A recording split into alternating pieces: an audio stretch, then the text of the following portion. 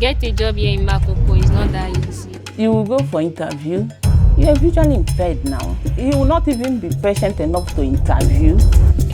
I applied for some job, but instead of them to use email to communicate with me, they called my phone. But obviously, I couldn't pick calls. Babu wani sana'an da kake yi sai zaman gida kawai kuma babu kuɗi a je wani makaranta.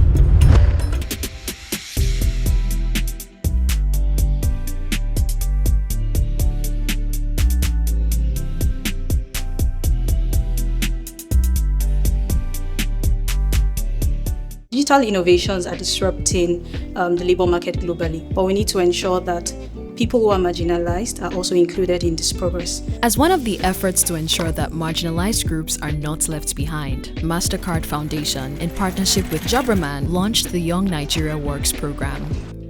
The Young Nigeria Works program was designed to target young people between the ages of 18 and 35, targeting roughly about 70% women. As a result of that, the design of that program was intended to focus heavily on marginalized groups.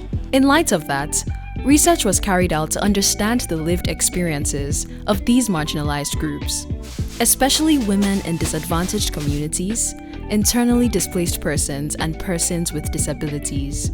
About 80% of schools in Nigeria currently are not accessible to persons with disabilities. So that significantly affects the access to opportunities, economic opportunities that they would have. You will go for interview, you submit your CVs. The first question they will ask you, what can you do?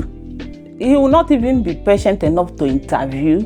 As far as he or she sees you, he will come to conclusion that you have nothing to offer. When an application is brought online for everybody to apply, you find out that sometimes they don't even have the column to recognize a person with disability. I applied for some job, but instead of them to use email or SMS to communicate with me, they called my phone.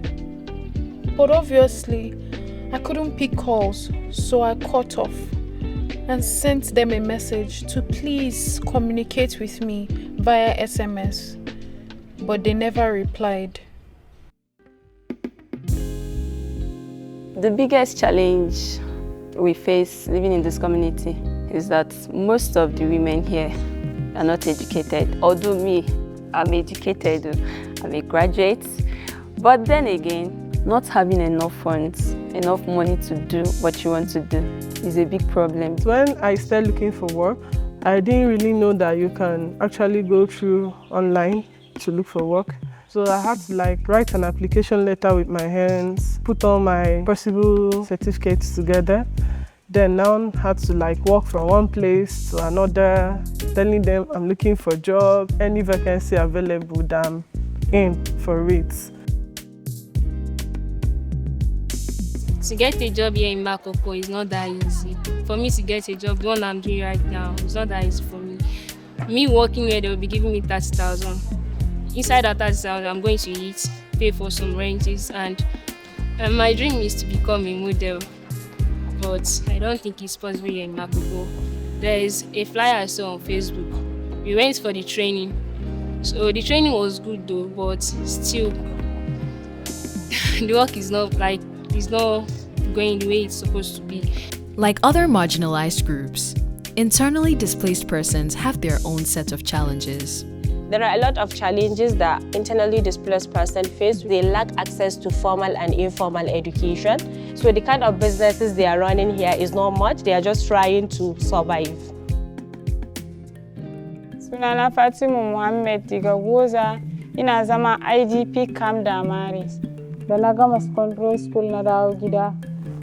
Babu wani sana'an da kake yi sai zaman gida kawai kuma babu kuɗi a je wani makaranta. Sai sa na ce gwara in je in koyi ɗinki. Beyond educational challenges, internally displaced persons often have to compete for limited resources within their host communities. Ni dai sana'an da nake ina okada ne, ina tuka babur. Ba anan nake, ina zuwa a Delta ne. Ina zuwa ina yin aiki a can. To babban kalubale a nan dai gaskiya ba mu da wani sana'ar da ya wuce kiwo noma a nan wurin. Wurin noma kuma gaskiya ba shi kamar yadda aka saba. For marginalized groups, the challenges are varied. But in spite of it all, their agency is not diminished. Women still have agency. So we have to fight for ourselves. Many of us are business, farming business people. That's the reason why I entered this private business degree of 18, so that I'll be assisting myself. Digital tools have played a significant role in easing the path towards economic prosperity for these marginalized groups. In the case of internally displaced persons, IDPs, the research uncovered a specific trend in how they engage with technology.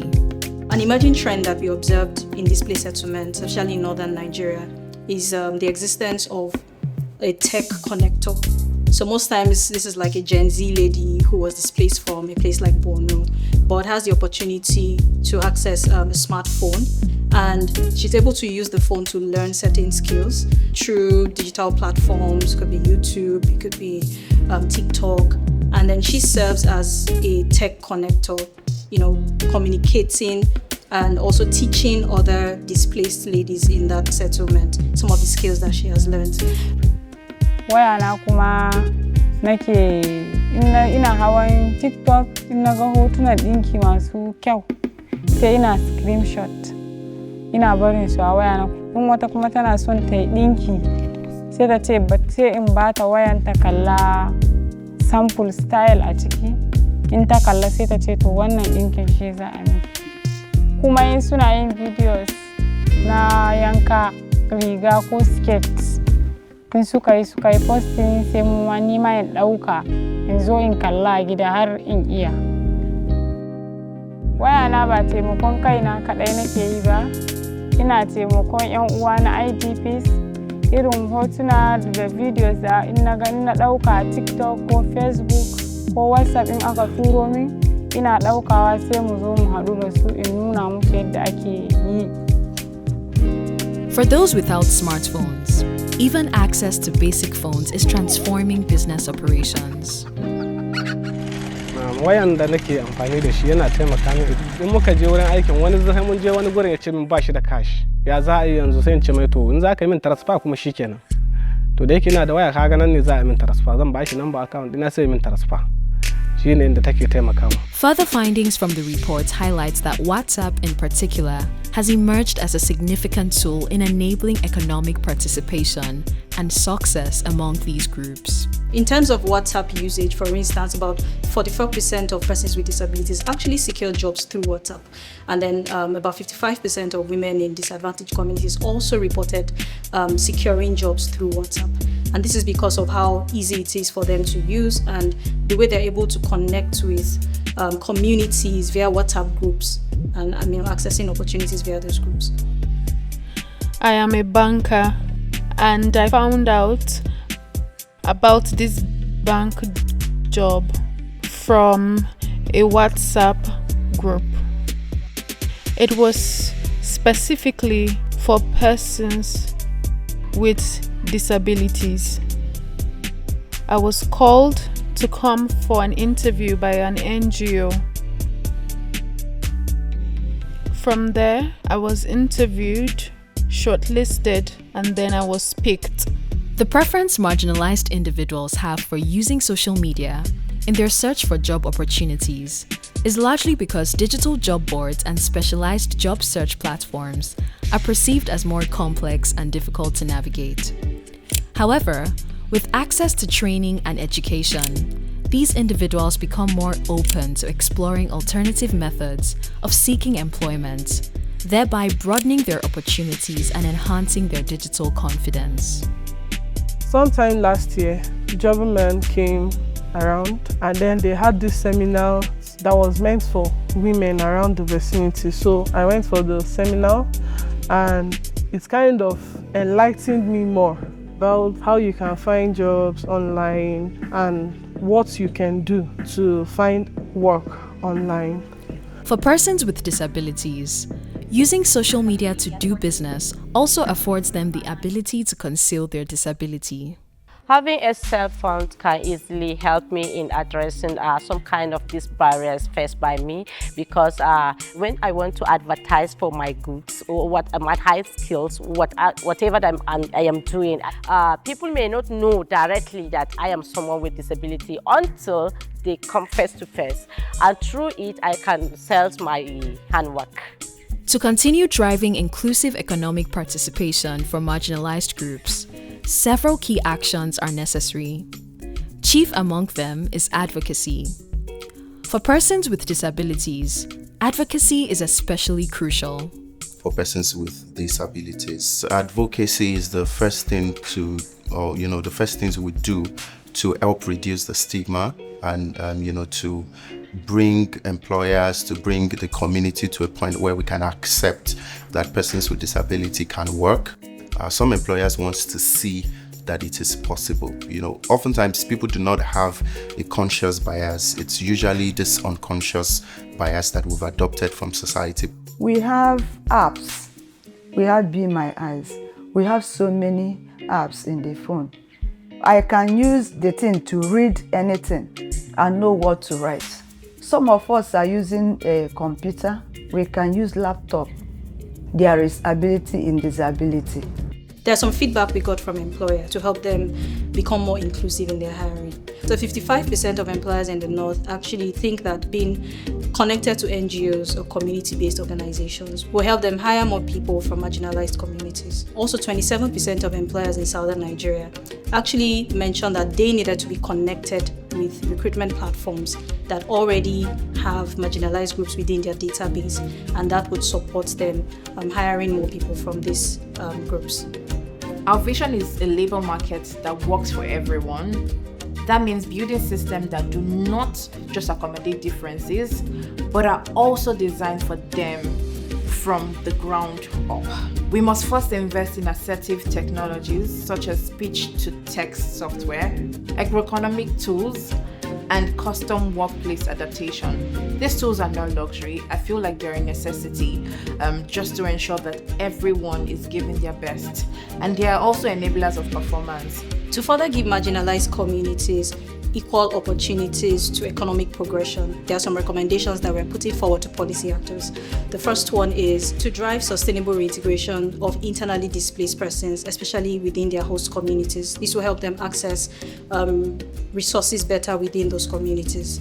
So the second recommendation is expanding access to education and skills for women. This also includes adult education, just to ensure that women have subsidized and, if possible, free skills training and also education within their communities. The third has to do with expanding digital infrastructure, especially in rural communities. This will support their economic growth and improve their livelihoods. Though there's still so much more to do, there are ongoing efforts already in place for the empowerment of marginalized groups. The policies that have been put in place targeting specifics of women in disadvantaged scenarios and women with disability across all the MDAs, and by that I mean ministries, departments and agencies, are quite a lot. Say where the Ministry of Women Empowerment and Poverty Alleviation has different forms of economic trainings, vocational skill training, technical skill training, or the Ministry for Mass Education, through their vocational skill training or adult education training, have projects. They are mandated to carry PWDs and these categories of women along. So yes, there's a lot of policy that is ongoing. There's a lot of work that we can do, however. One that comes to mind very easily is the procurement processing for women, for instance, and even with the qualitative inclusive education arm of it, as well as increasing the type of trainings that we give, more specifically targeting women who themselves are mothers and caregivers to children with disabilities, because somehow that category of persons are often forgotten. But we have also ensured that these categories of women are also not exempt in all the policies that are currently ongoing and the ones that we intend to work on. It is critical that we understand how supporting marginalized people is important, not just to addressing the issues, but to nation building itself. So it requires a higher level of collective leadership, which means it's not something that one person can do alone. It requires the support of both state actors and non-state actors to come together and look at the best practices that has worked. With each step towards collective action, an inclusive world of work and business becomes a reality in sight.